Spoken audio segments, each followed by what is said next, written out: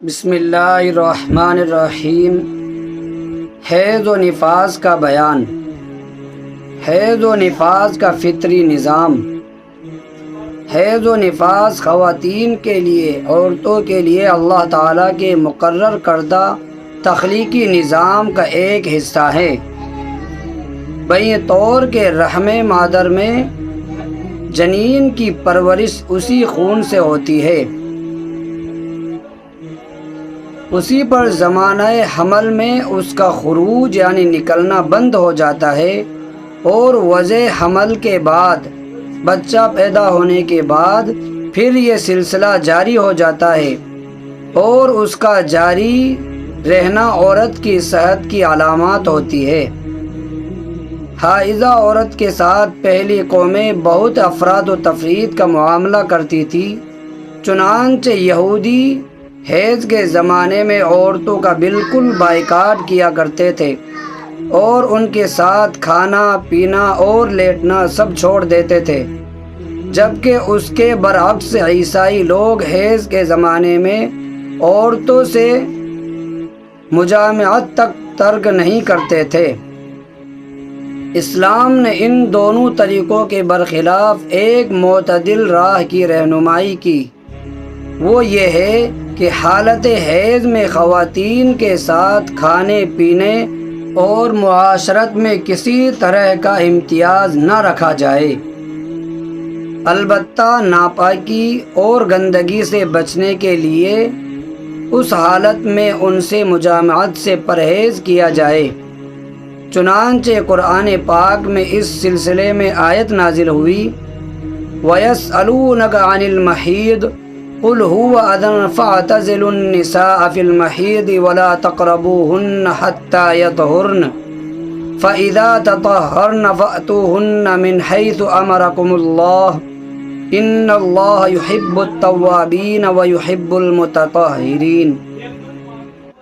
اور لوگ آپ سے حیض کا حکم پوچھتے ہیں، آپ فرما دیجئے کہ وہ گندی چیز ہے، تو حیض میں تم عورتوں سے علیحدہ رہا کرو، اور جب تک وہ پاک نہ ہو جائے ان سے قربت مت کیا کرو، پھر جب وہ اچھی طرح پاک ہو جائیں تو ان کے پاس آؤ جاؤ جس جگہ سے تم کو اللہ تعالیٰ نے اجازت دی ہے، یعنی آگے کی راہ سے۔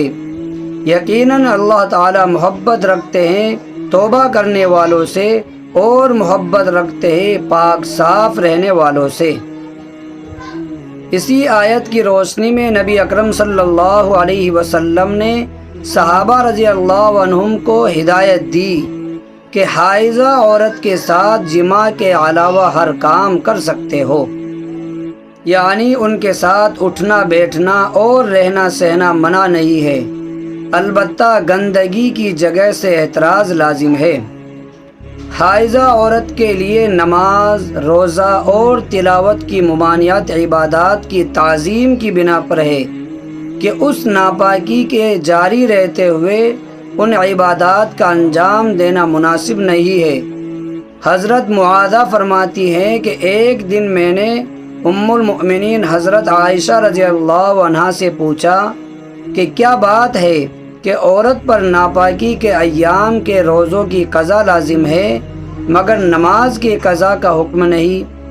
یہ سوال سن کر حضرت عائشہ رضی اللہ عنہا ناراض ہو گئیں اور فرمانے لگی کہ کیا تم بھی حروری ہو گئی ہو؟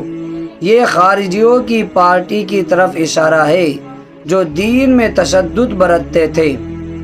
حضرت معاذہ نے فرمایا کہ میں حروری نہیں بلکہ صرف سوال کر رہی ہوں، تو حضرت عائشہ رضی اللہ عنہا نے فرمایا کہ بات یہ ہے کہ ہمارے ساتھ یہ حالت پیش آتی تھی تو ہمیں روزوں کی قضا کا حکم دیا جاتا تھا اور نمازوں کی قضا کا حکم نہیں دیا جاتا تھا، یعنی اس میں چوں چرا کی گنجائش نہیں، بلکہ جو حکم شرعی ہے اسے دل سے مان لینا چاہیے۔ اس شرعی حکم کے سامنے سر تسلیم خم کر دینے کے علاوہ کوئی چارہ نہیں۔ عبادات کی شوقین خواتین پر یقیناً ایسے حالات میں تبعیت پر بہت بوجھ پڑتا ہے، بعض ازواج مطہرات کے ساتھ بھی یہ صورت پیش آئی تو وہ بے اختیار رونے لگی، جس پر نبی اکرم صلی اللہ علیہ وسلم نے انہیں تسلی دی۔ چنانچہ حضرت عائشہ رضی اللہ عنہا فرماتی ہے کہ ہم نبی اکرم صلی اللہ علیہ وسلم کے ساتھ حج میں گئے تو جب ہمارا قافلہ مقام صرف میں پہنچا تو مجھے حیض شروع ہو گیا۔ نبی اکرم صلی اللہ علیہ وسلم میرے پاس تشریف لائے تو میں رو رہی تھی۔ آپ نے دیکھتے ہی فرمایا کہ کیا تمہیں حیض شروع ہو گیا؟ میں نے کہا جی ہاں۔ تو نبی اکرم صلی اللہ علیہ وسلم نے ارشاد فرمایا، یہ ایسی چیز ہے جو اللہ تعالیٰ نے سبھی آدم کی بیٹیوں کے لیے مقرر فرما دی، لہٰذا تم وہ تمام کام انجام دو جو حاجی انجام دیتا ہے، بس پاکی کے غسل سے پہلے بیت اللہ شریف کا طواف مت کرنا۔ اس حدیث شریفہ میں خواتین کے لیے بڑی تسلی کا سامان ہے کہ ایسے موقع پر غم زدہ ہونے کے بجائے اللہ تعالیٰ کے نظام پر راضی رہ کر اس کے حکم کی تعمیل کا جذبہ ہونا چاہیے۔ بہت سی خواتین خصوصاً سفر حج کے مواقع پر دوا وغیرہ کے ذریعے اس فطری تقاضے کو روکنے کی کوشش کرتی ہیں۔ یہ اگرچہ جائز ہے لیکن اس رجحان کی حوصلہ افزائی نہیں کرنی چاہیے، اس لیے کہ اس سے فطری نظام بگڑ جاتا ہے اور بہت سی اندرونی بیماریاں پیدا ہو جاتی ہے۔ حیض و نفاس کے مسائل عموماً پیچیدہ ہوتے ہیں اور آج کے دور میں فاسد خیالات اور الگ الگ امراض نے اس میں مزید پیچیدگیاں پیدا کی ہے۔